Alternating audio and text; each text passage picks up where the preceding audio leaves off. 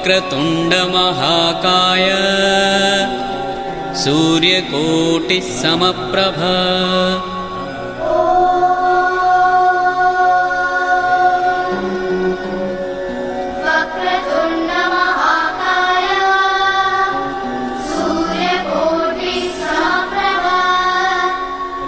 निर्विघ्नं कुरु मे देव सर्वकार्येषु सर्वदा। निर्विघ्नं कुरु मे देव सर्वकार्येषु सर्वदा।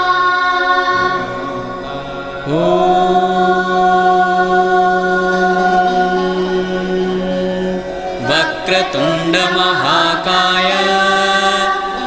सूर्यकोटिः समप्रभा निर्विघ्नं